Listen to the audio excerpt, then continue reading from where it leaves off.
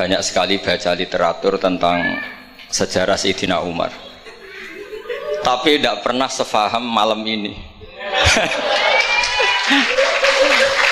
Karena visualisasinya luar biasa. Saya hanya kecewa dengan Abu Jahal.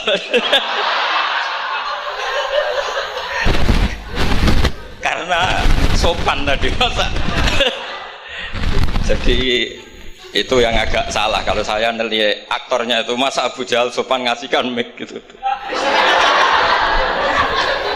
Jadi saya baru ini benar-benar memahami tentang tarikh Umar.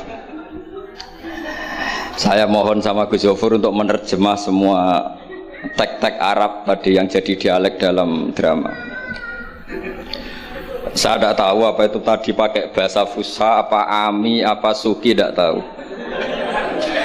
Yang jelas semuanya percaya diri.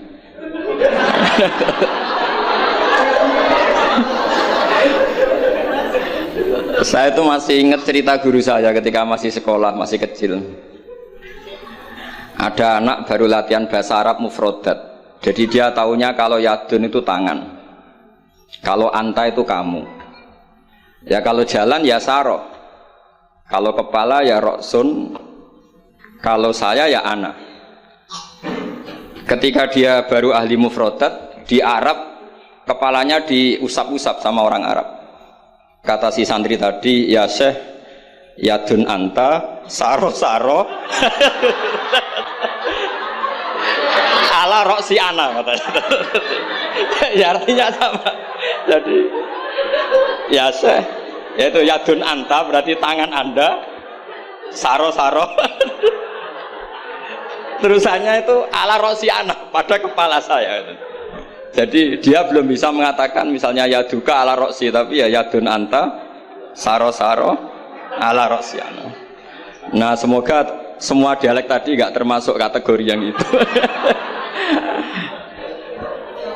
Saya dulu sekolah kakak kelasnya Gus Zofur itu ya punya teman kalau dimarahi di kelas itu bilang, Gus tadi saya dimarahi di depan alladzina. Jadi katanya apa maknanya alladzina, katanya di depan orang apa? Banyak. Karena setiap ngaji alladzina wong akeh. Jadi kalau dimarahi di depan publik berarti dimarahi di depan alladzina. Nah ini kapan saya tadi pamit sama Gus Zofur itu kapan-kapan bisa disewa enggak Gus itu? Bisa kan? Ini menurut saya masalah yang lumayan serius. Saya pernah didolani lah sama Habib Soleh Alatas dari Tegal. Ternyata kru dari TV 7 atau kru dari Khazanah sering juga minta masukan dari beberapa narasumber untuk memberi penjelasan tentang tarikh sebenarnya, misalnya tentang Umar. Di sini biasanya khas ulama itu dilematis karena kalau ngasih biasanya pemeran perempuannya benar-benar perempuan. Jadi resikonya kalau cantik itu nanti jadi masalah ikhtilatur rijal wan nisa. Kalau tadi enggak, karena Anwar 3 mungkin. Atau mbak-mbaknya enggak mau berdampingan dengan Abu Jahal, enggak tahu tadi. Jadi saya enggak tahu tadi pertimbangannya itu fikhan atau apa trauma ya, karena takut itu.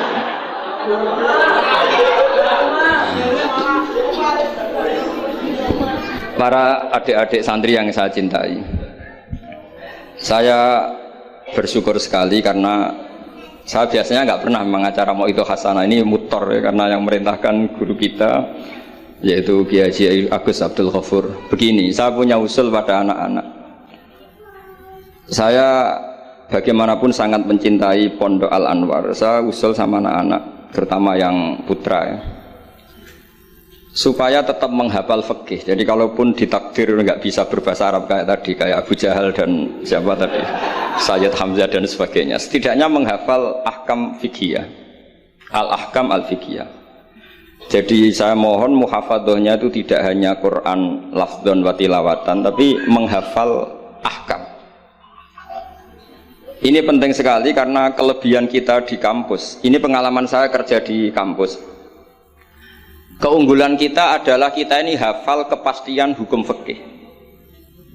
Jadi misalnya Kangkang harus hafal meskipun nggak bisa baca teksnya kalau iddatul mutafa'an hazaujuha itu arba'ata asyuri wa asyra. Kalau dia min dawatil hamli wa ulatul ahmali ajaluhunna ayyatuna hamlahun dan sebagainya dan sebagainya. Ini penting sekali karena ternyata yang saya baca beberapa orientalis atau beberapa orang barat itu masuk Islam itu karena Islam itu dianggap hukumnya itu detail, termasuk mengatur pernikahan, perceraian, tata kelola ekonomi, tata kelola negara dan sebagainya dan sebagainya. Saya pernah ditanya menyangkut ekstremis. Kalau dalam bab dosa besar misalnya, akbarul kabair ba'dal isyrak billah adalah qatlul mu'min. Jadi dosa terbesar setelah isyrak billah adalah qatlul mu'min, membunuh orang mukmin. Lalu pertanyaannya adalah kita hidup di negara Indonesia yang penjahatnya ya mukmin atau muslim, yang kadang premannya juga mukmin juga muslim.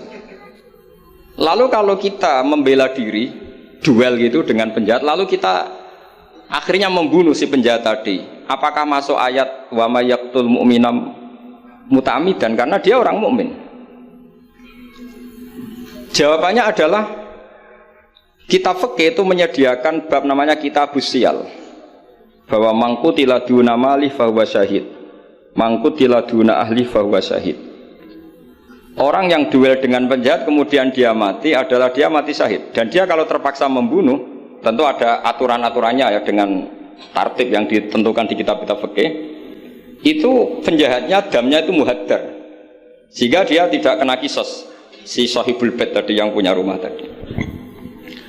Sehingga dengan fikih-fikih yang detail saya harapkan santri sarang, karena dulu Mbah Zubair itu ma'ruf bil faqih ya. Saya sering kalau ngajar cerita bahwa misalnya Gus Zofur ngaji sama Mbah Mun ngaji sama Mbah Zubair ngaji sama Mbah Fakih Mas Kumambang, Mbah Fakih ngaji sama Mbah Mahfud Termas. Lah Mbah Mahfud ini muridnya Sayyid Abi Bakar Sato, Sohibul Li'anah. Sayyid Abi Bakar Sato punya kakak namanya Sayyid Umar Sato. Itu dulu kiainya mbahnya Mbah Mun itu, Ahmad Su'aib. Itu dulu berwasiat kalau gojlok adiknya Sayyid Abi Bakar Sato yang punya kitab I'anah itu, serana gunane mulang kitab gede-gede, yang penting wapal kan. Akhirnya kita ini korban konsepnya Sayyid Umar, jadi disuruh muhafadzah. Karena memang harus hafal, jadi mahfudot saat tadi jagoan sama Gus Zofur. Apa ingat ketika dulu muhafadzah? Karena kalau kita muhafadzahnya alfiyah itu gurunya bisa kita akali. Kalau kita pura-pura guru itu biasanya malu nyemak pakai kitab karena dikira nanti tidak hafal. Akhirnya murid-murid tahu, mesti digebut ya Gus, enggak mesti bingung. Jadi ada trik. Ya akhirnya betul anak-anak digebut terus gurunya semuanya terus, wes, pun Pak. Jadi bisa diakali juga. Akhirnya ya lolos. Terus cerita kedua ini kisah nyata. Saya dulu itu dengan Gus Zofur musyawarah, Fathul Mu'in, macam-macam. Pernah digojlok sama bapak. Aku masuk krungu kon alim fikih ambek Gus Zofur makili Anwar, tapi aku ora percaya kon iso jawab pertanyaanku. Napa Pak? Itu ada seorang imam lupa baca Fatihah, langsung baca Subbihisma rabbikal a'la. Kemudian makmum bilang subhanallah. Karena si imam tadi hanya hafal tadi 3 juz tadi. Itu enggak pede. Ganti wadduha. Wadduha makmumnya masih bilang subhanallah. Akhirnya ganti surat yang dia pasti benar, yaitu ganti kulhu. Karena dia dikira kalau surat panjang itu salah. Akhirnya diganti kulhu masih subhanallah. Lalu makmum tahu ini enggak ada solusinya kecuali dijelaskan secara jelas. Orang mau coba Fatihah.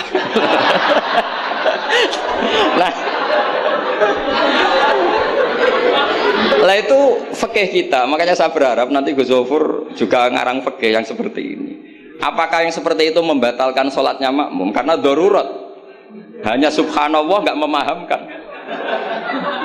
Dia mau tidak mau harus ngomong. Kalau masalahnya itu tidak baca Fatihah. Nah, ini nanti supaya jadi Fathul Masailnya Anwar 3 itu kalam ini termasuk membatalkan apa? Enggak. Karena kalau cari padanan ayat Quran tentang Fatihah juga tidak yakin imamnya paham. Misalnya pura-pura baca walaqad atainaka sab'am minal mathani yang artinya Fatihah juga saya yakin imamnya juga gak paham. Jadi ini ada masail-masail fiqhiyah yang setelah ditanyakan memang fikih dulu itu tidak memuat. Kita harus kreatif, tapi bukan berarti merasa istihad untuk jawab beberapa pertanyaan. Terus cerita keempat, ini tentang guyonan-guyonan ilmiah. Dulu itu kata Mbah Mun itu sering cerita, dan ini etika modern ya. Kebetulan norma modern dalam dunia akademik seperti ini, yaitu skeptisme. Jadi orang itu harus agak ragu kalau dengan pendapatnya. Ada seorang alim itu yakin kalau orang naik bulan itu tidak mungkin, karena dia percaya dengan teks Al-Qamar itu fisama Irobiah. Tapi kata muridnya, itu Kiai Kudus, semuanya dua-duanya Kiai Kudus, itu Kiai terkenal semua. Kalau menurut muridnya pokoknya mungkin Yai. Orang mungkin, terus dia cerita qala Rasulullah begini, panjang lebar. Itu bantah-bantahan itu sampai 3 jam, sampai mendekati fajar. Setelah mendekati fajar kata gurunya, pokoknya cara aku gak mungkin. Terus muridnya bilang, alhamdulillah, ya ampun betul nopo-nopo. Gurunya janggal. Kenapa kamu sekarang taslim padahal mulai tadi kamu terus bantah saya? Karena guru saya sudah bilang menurut saya. Itu haknya guru kalau bilang menurut saya. Tadi Anda bilang Pak Guru bilang qala Rasulullah.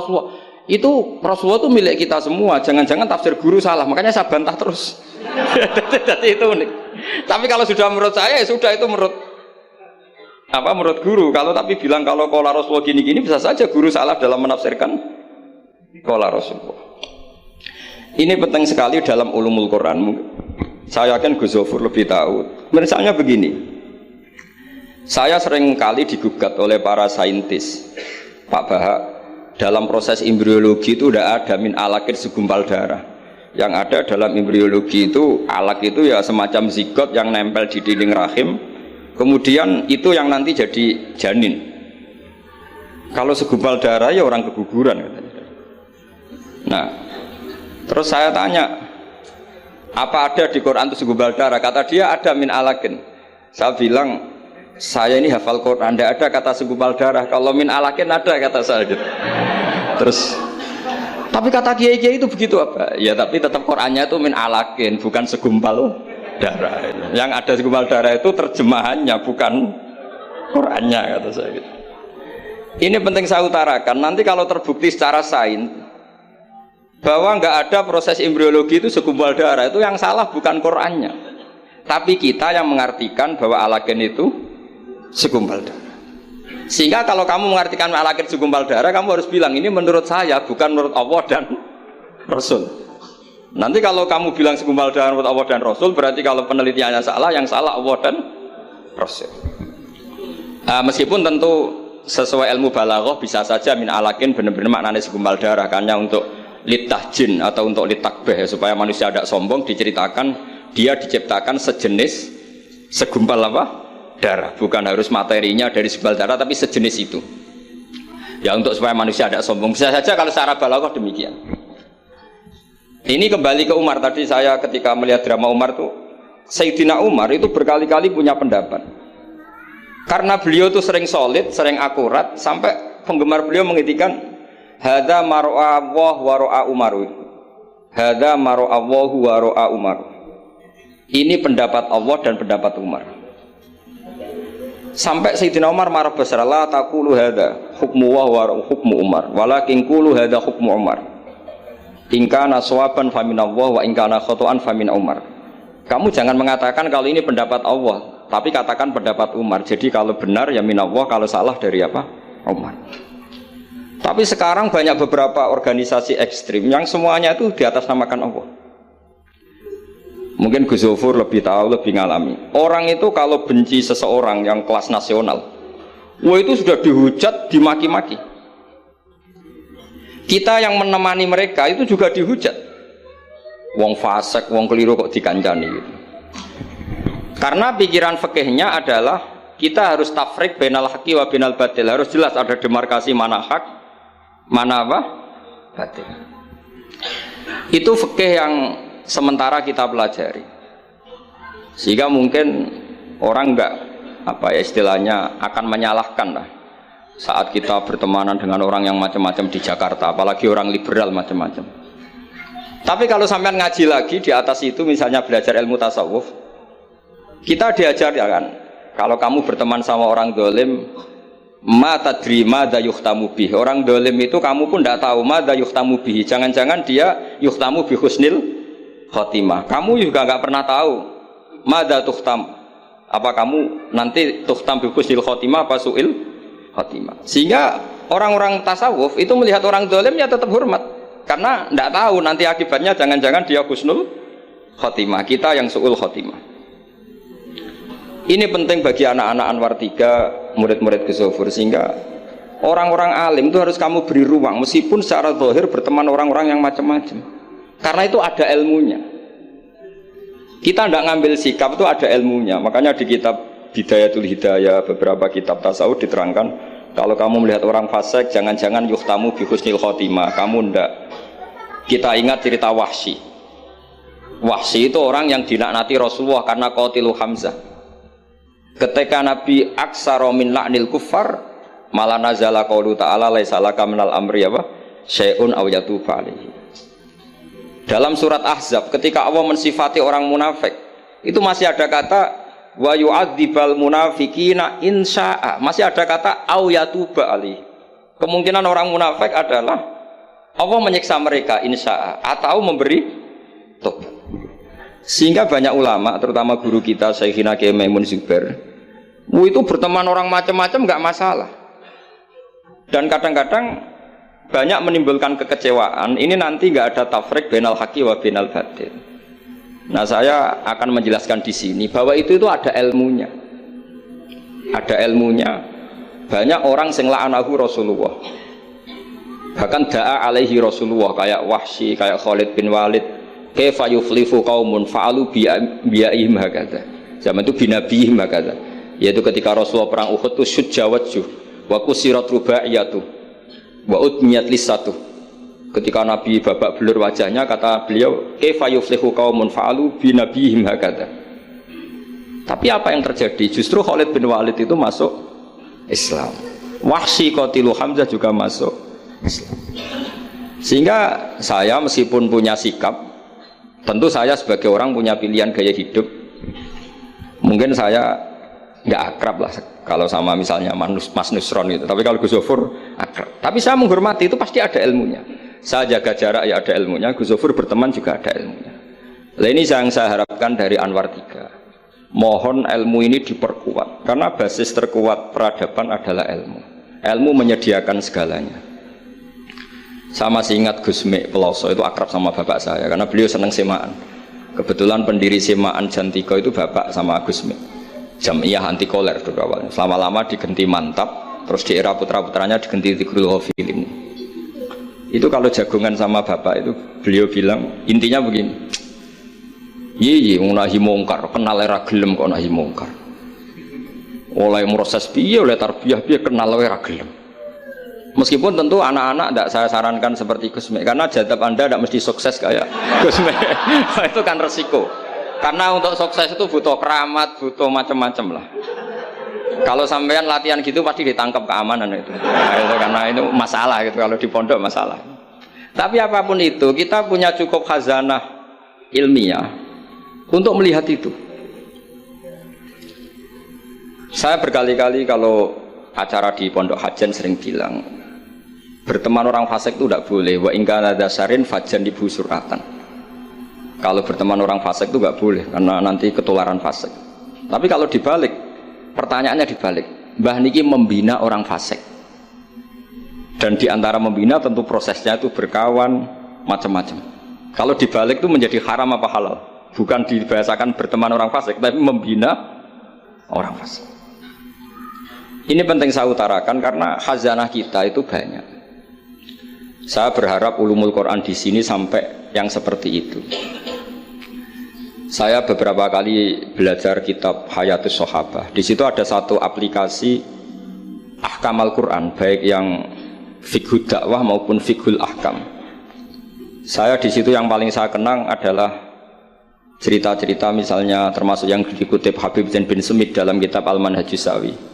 Suatu saat ada ustadz itu, saking semangatnya nahi mungkar karena si Harun Rasyid sering salah, didatangin.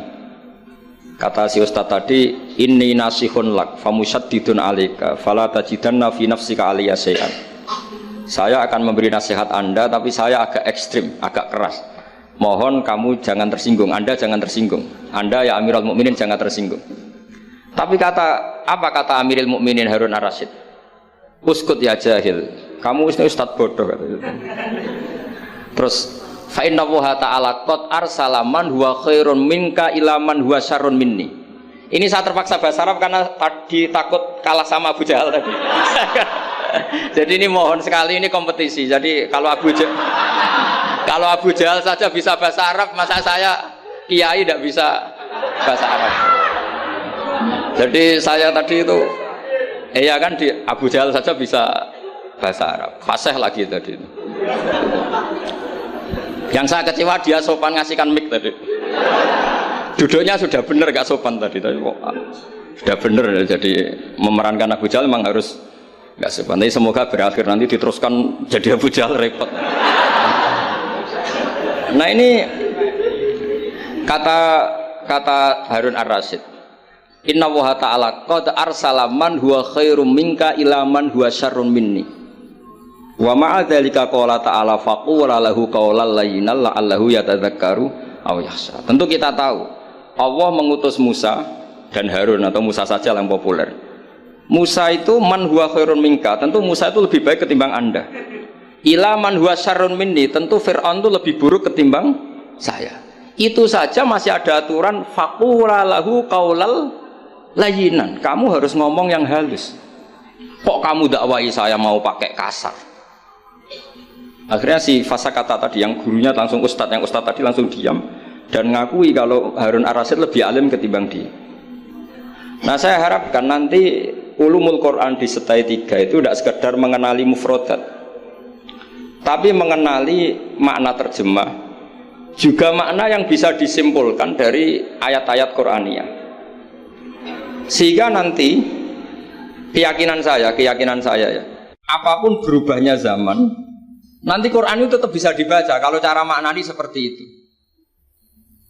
Tapi kalau Anda maknani mufrodat, resikonya adalah mufrodat yang disebut itu kadang sudah tidak ada. Yaitu tadi misalnya wal khayla wal biwala wal hamira litarukabuha wasina. Tentu sekarang kita naik Innova, kita naik mobil, bukan naik khayl, bukan naik biwala. Tapi kalau dimaknani secara tadi, pokoknya ada markup, ada tunggangan yang kita naiki, ada tunggangan, dan kalau kita dapat nikmat tunggangan itu kemudian kita syukur litaslawu ala dhuhuri, ya yang penting sumatat guru nikmata rabbikum. Ini penting saya aturkan karena saya berkali-kali berdebat juga. Kalau di kota itu kan ada dialog.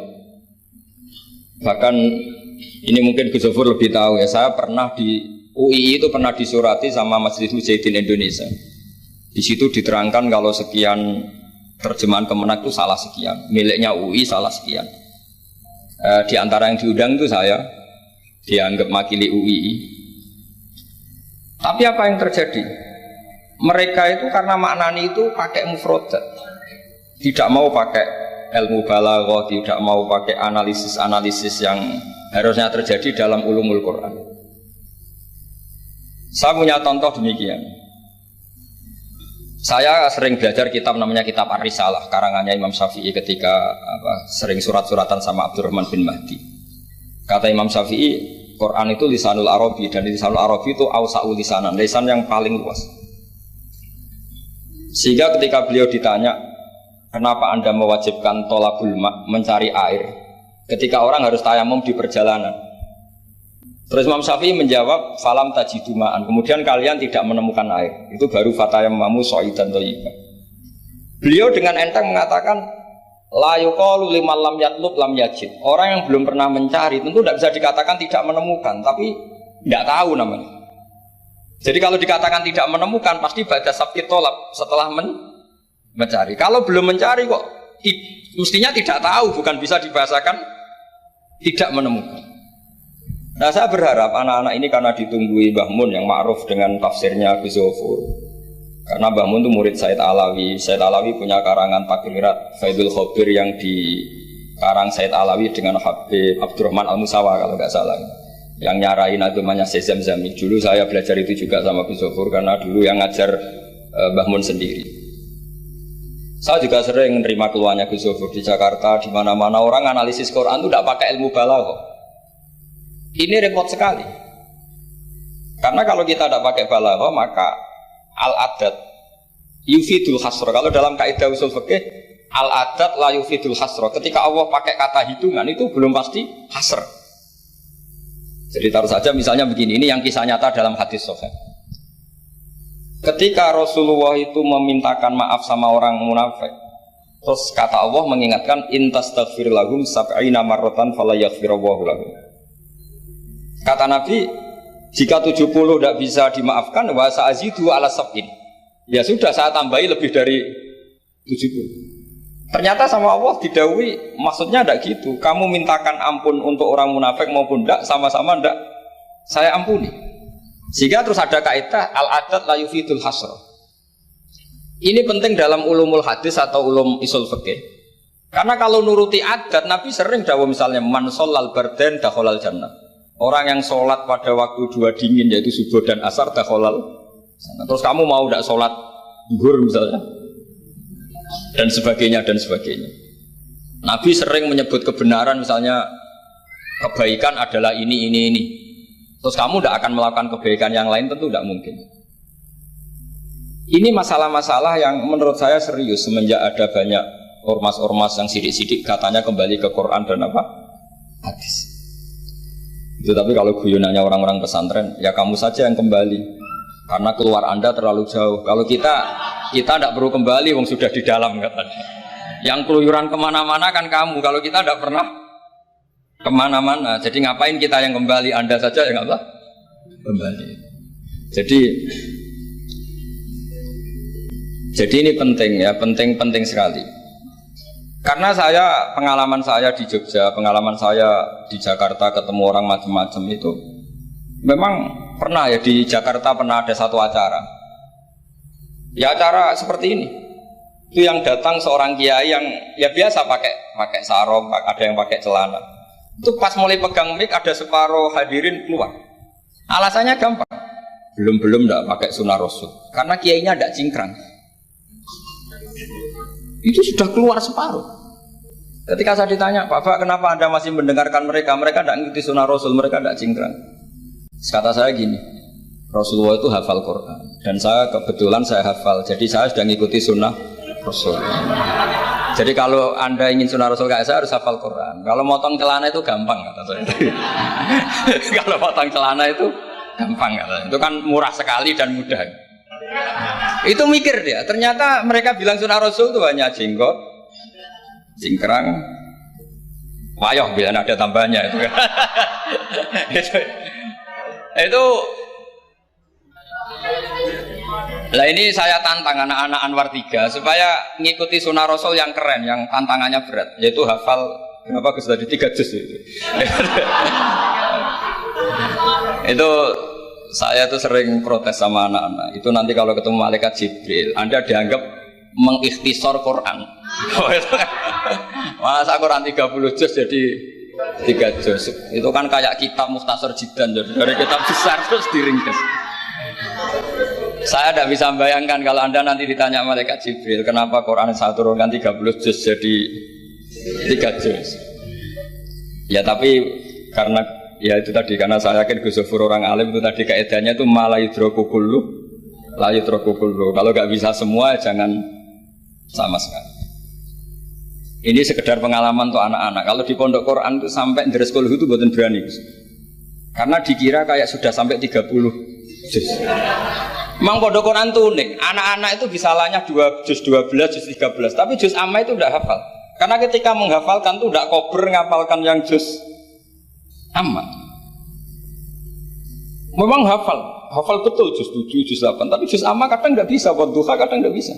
Imam Mitraweh kadang tidak bisa dia, karena dia Wis ora kober karena ngapalkan Quran itu kan berat. Pernah suatu saat saya itu tahlil jajar santrinya bapak itu. Dia tahlil kulhu. Ojo tahlil kulhu. Iku sis 30, koyo apal 30 aja gitu. Jadi untuk baca kulhu itu memang harus urut setelah melewati juz 1, juz 2 sampai juz 30. Sampai seperti itu. Gayane maca kulhu kayak wis apal juz 30. Sehingga di pondok Quran tuh nggak ada yang berani terus juz 30 karena kesannya kan sudah. Iya, jadi itu tradisi yang mungkin ya mungkin beda itu. Saya sendiri juga agak seneng kalau ada santri kok terus juz 30 itu kok melete itu kok sudah. Nah ternyata di sini saya ketemu santri-santri yang jurus juz 30 terus ini. Wah ini menurut saya ini agak masalah dalam tradisi saya ya, dalam tradisi kami. Jadi ya itu tadi karena cara pandangnya beda. Jadi cara pandangnya beda. Tapi saya berkeyakinan memang saya sering ketemu Gus Iit, adiknya Gus Zofur itu. Beliau sering cerita ke saya, Gus kalau bisa nanti sarang itu semacam kayak Islamic Center. Karena kita tahu semua kayak apa alimnya Gus Naji, kayak apa alimnya Gus Zofur, alimnya putra-putra Mbah Mun, sesuai bidang spesifikasi ilmu masing-masing. Saya sering dinasihati yai bahwa semuanya itu ada ilmunya. Tadi misalnya Anda tidak tegas sama orang fasik, itu ya ada ilmunya. Karena mungkin kita tawaduk la nadri ma yuhtamu bihi. Kita tidak tahu si fasik tadi yuhtamu bi apa, kita tidak tahu. Kita sendiri nggak pernah yakin kalau kita nuhtam misalnya bi husnul khotimah. Saya kalau di Jogja ketemu orang liberal, ketemu orang macam-macam, saya pakai ilmu itu. Tapi kalau saya ngaji di pesantren pakai ilmu at-tafriq bainal haqqi wa bainal batil. Kalau santri baik ya tak puji, kalau yang enggak baik ya. Tapi yang jelas enggak tak saboyong. Karena pondok saya bilang enggak punya adat boyong. Kata bapak, hak kena keramat, santri sing beling delalah boyong, tapi jogeman boyong gitu. Jadi berarti karena kalau musuhnya boyong berarti tidak keramat karena pakai pakai kriteria fikih tadi, pakai. Ini penting saya aturkan karena jangan sampai khazanah, kearifan wali songo yang kancanan orang macam-macam. Ada 7 hari ya diterima, 40 hari ya diterima. Zaman itu ya enggak diterima sebagai khurafat bid'ah ya enggak. Sehingga menurut saya wali songo itu adalah panutan di mana itu semuanya diselesaikan bil ilmi. Bukan karena emosi aksi reaksi itu enggak, semuanya bil ilmi. Saya pernah baca kitab Al-Minanul Kubro karangannya Imam Sa'roni. Beliau cerita sebagian ilmu itu sudah keluar dari afdholiyah karena satu kondisi. Misalnya sebaiknya amal itu sirron. Tapi kenapa guru-guru kita Mbah Mun sendiri sering pengajian besar, Gus Zofur banyak lah yang mau acara besar. Saya sampai sekarang nggak pernah punya acara besar. Wiling-wilingan saya yang pengagum sirron gitu. Tapi ternyata di kitab-kitab kita kata Abdul Hasan Asyadili mengatakan a'linu bito atikum kama yatadzoharu ghairukum bil ma'asi. Maksiat di Jakarta di mana-mana begitu ekstrim, dangdut begitu terbuka, diiklankan besar-besaran. Tapi kalau pengajian nggak besar-besar, dulu itu pengajian itu nggak ada yang besar karena mahal. Dulu orang soleh itu ciri utamanya adalah khifatul ma'unah, biayanya sedikit. Sekarang karena mereka besar-besaran menyebarkan maksiat, kita akhirnya kata Abdul Hasan Asyadili, kamu kalau to'at harus iklan, a'linu bi to'atikum, kalau to'at harus dipertontonkan. Sehingga seneng saya misalnya tadi dipertontonkan anak-anak ahli bahasa Arab sampai Abu Jahalnya saja bisa. Wah itu kan satu prestasi yang luar biasa. Kalau Abu Jahalnya saja alim, apalagi yang tidak Abu Jahal. Apalagi Abu Jahalnya tadi sopan. Wah itu bagus sekali itu. Itu pasti Abu Jahal kecewa itu diperankan orang yang sopan. Itu udah gue banget katanya. Itu pasti kecewa. Abu Jahal itu pasti kecewa. Jadi ini penting ya, karena kita punya guru yang al-mutabakhir seperti Mbah Mun, seperti Gus Zofur. Jadi kita harus baca kitab itu banyak. Oke, ada haram yang kita tegas, ada halal yang kita tegas. Misal al-halalu bayyinun wal haramu bayyinun. Tapi selalu ada masalah yang wa bainahuma umurun mustabihatun. Ada sesuatu yang memang dari awalnya enggak jelas.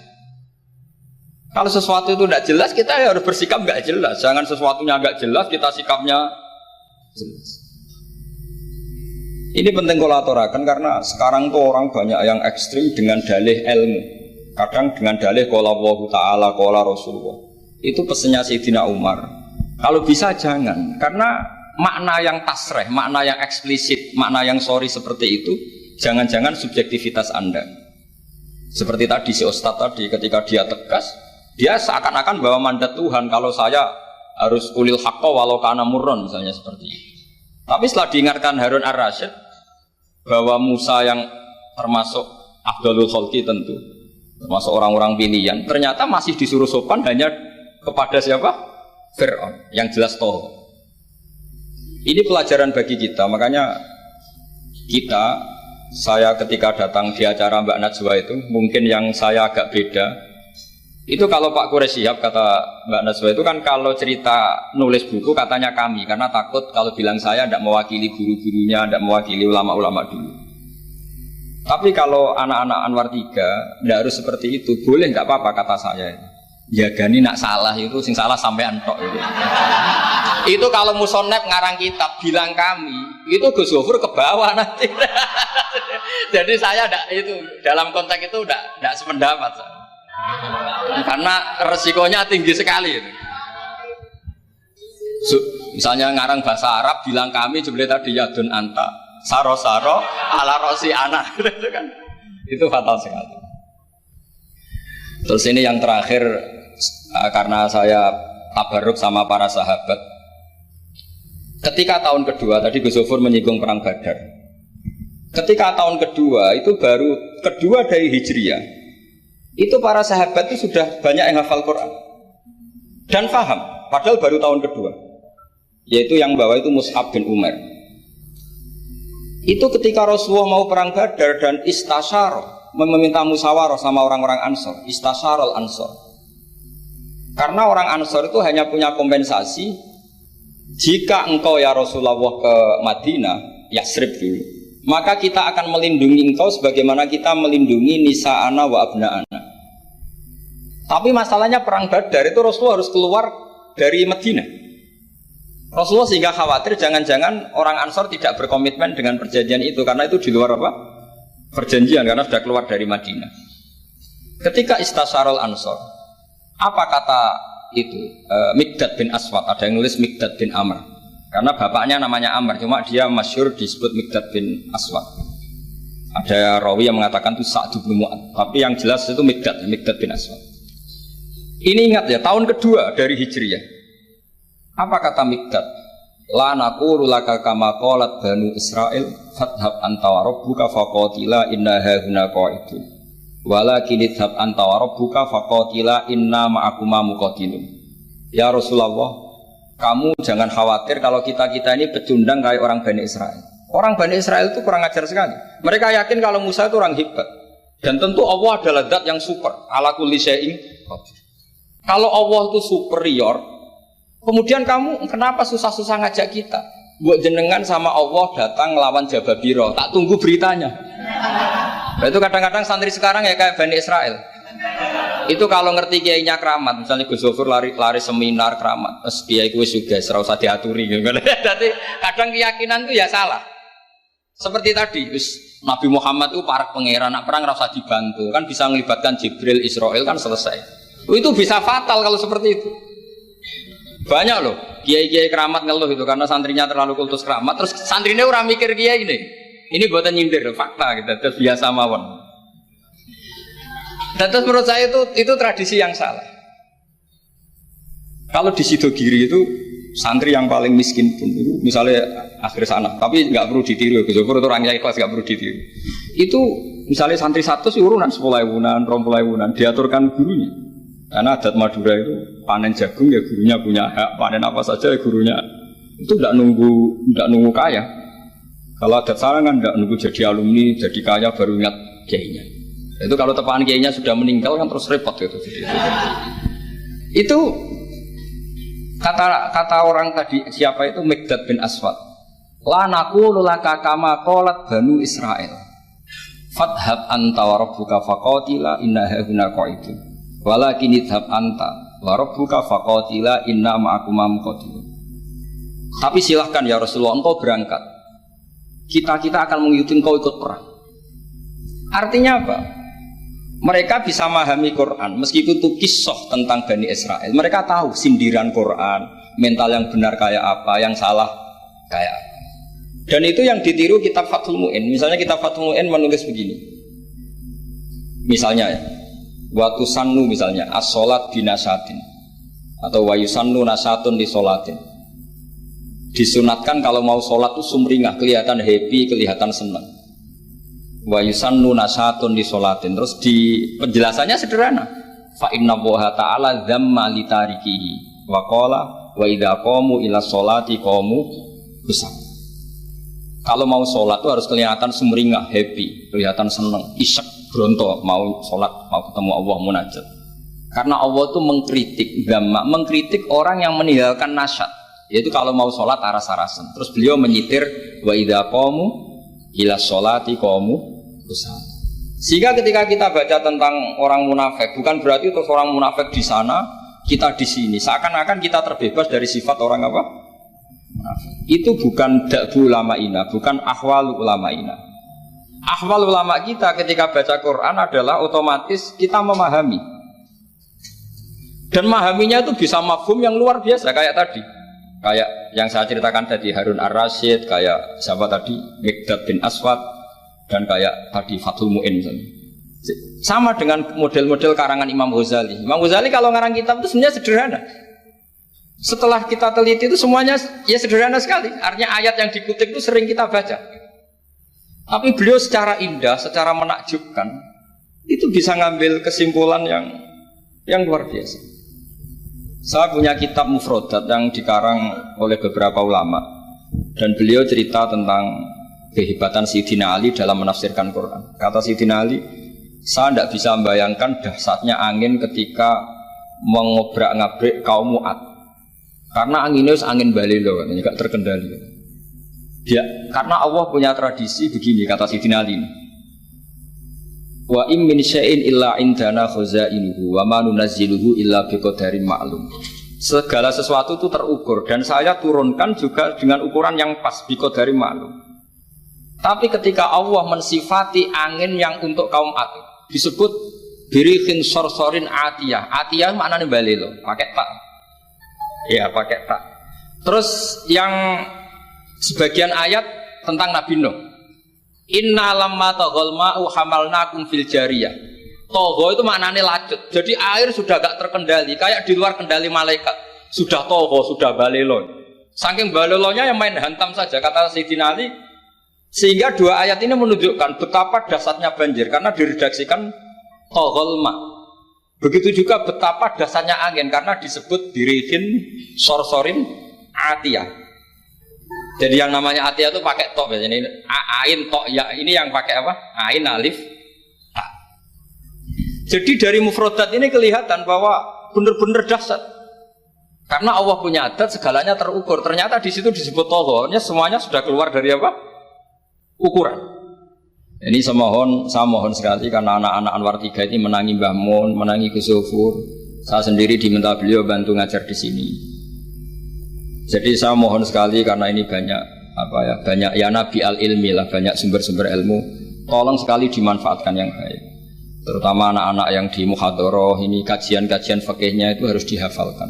Karena hafal ini sanad kita. Dulu Mbah Mat itu ngaji sama Said Umar, kakaknya Said Abi Bakar Sato. Memang semua kitab itu harus mahfudz, harus dihafal. Saya sendiri dengan Gus Zufur itu yang mendapat barokah muhafadzah zaman sekolah. Dulu kalau nggak muhafadzah itu tidak naik. Tapi ya dulu bisa diakali ternyata itu. Dulu Mbak Fakih itu ahlinya Faati. Jadi kalau ada orang anak nggak naik ditanya, "Song kena ramunggah pening di ngitung terminal, Mbah." Ngoten niku Mbak Fakih terus diunggahno, kata beliau, "Nak nganti ning terminal dadi wong nakal aku sing kedosan." Mergo tadi mayu adi ilal haram nggih. Haram. Sehingga dulu masyhur kalau anak-anak tidak naik itu sudah kong kali kong. Oh nak takoki muni ning terminal ya. Karena kiai itu mesti pantangan. Taman kalau nggak percaya coba aja. Anak yang nakal mau boyong terus disowankan Gus Zufur. Gus, nak jenengan boyong balik mereman malih. Mikir, mesti kiai itu mikir. Tapi jangan pakai loh. Ini kan cerita dulu. Sehingga anak-anak yang gak muhafadzah itu mesti ada yang anak-anak lugu ditanya Mbak Fakir. Kalau nggak naik ning dicong ini, masya Allah, alhamdulillah. Ya orang munggah tenang. Jadi cara pandang kiai itu unik. Makanya ilmunya kiai susah dianalisis ini karena unik. Ya seperti itu. Ya, saya harap ilmu ini nggak jadi apa ya, nggak jadi masalah bagi anda. Terus nanti anda menteror Pak Musonef. Awas Pak Musonef, nah aku rambuga neng terminal. Udah bisa. Ya saya kira demikian, semoga manfaat. Terus kalau ning ngapunten sangat sudah berbiasa, mboten saged kalau acara-acara pidato mboten saged. Nek ngaji kalau biasa. Nek ngaji rak ngerpek wonten kitabe terus maca. Tapi kalau seperti ini tuh temanya jadi bias. Tapi ya semoga tadi barokahnya Sayyidina Umar tadi kok. Saya jadi malu itu karena tadi Abu Jahal kok fase gitu. Saya itu masih.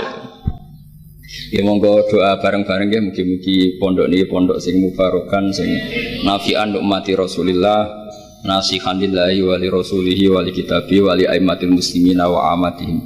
Al-Fatihah.